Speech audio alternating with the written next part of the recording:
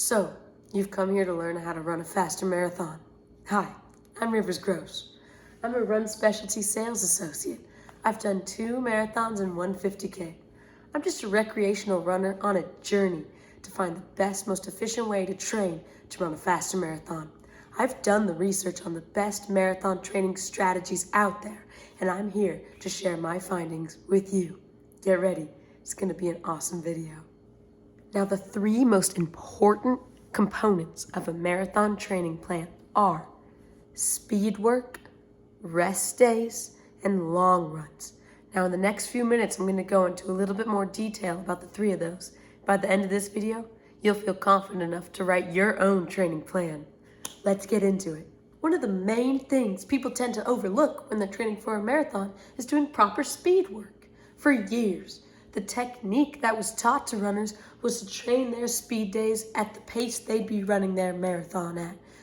The idea was that it would train your body to run at that pace you'd be racing at, right? Sounds good. Well, this strategy doesn't create the proper adaptations in the body to do that work required to run the marathon at a faster pace. Research shows that training 4 to 6 intervals at a time, 4 minutes running, 2 minutes rest, will create the proper adaptations in the body to use and consume more oxygen to be able to do more work. The running interval should be at about 93% of max heart rate, or at about a 9 out of 10 on the rated RPE scale.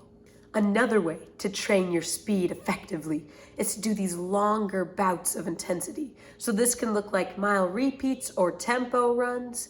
What this does is it creates the adaptation in your body to pump out more blood per heartbeat.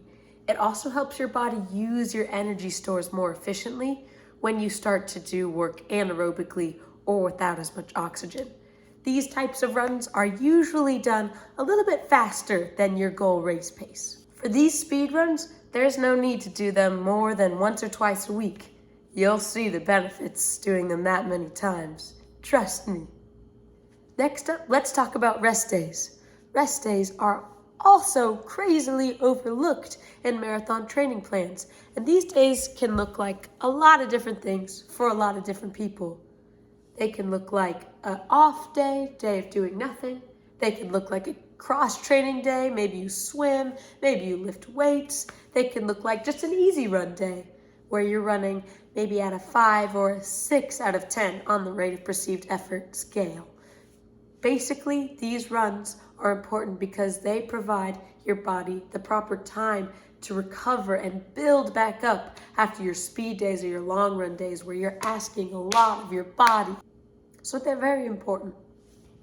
Finally, let's talk about long runs. This is the part of training plan that can get people most excited. It can be really intimidating, but don't worry, your body is capable of more than you think it is. With long runs, it doesn't matter as much what pace you run them at. Some people like to take their time and savor them, while others like to make it an opportunity to get a speed workout in. The goal of long runs is to create those adaptations in your body to handle the pounding and pounding of a marathon.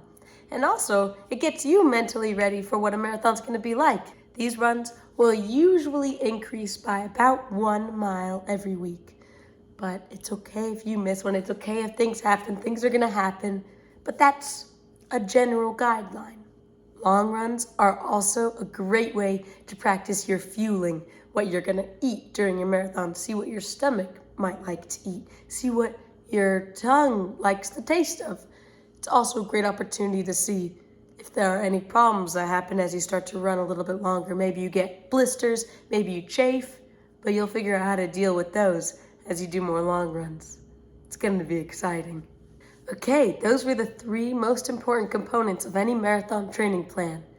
Put those together any way you like with your days off, when you've got free time. Just make sure you have about 1 to 2 speed days in there, 1 long run day, and the rest, those are your easy days. You could take the day off, you could go for an easy run, you could go for an easy bike, you could lift weights. There are lots of options. So have fun with it and explore along the way. You don't have to stick to any one thing. I'm excited for you. Have a great day and a great time training. I'm Rivers Gross. See ya.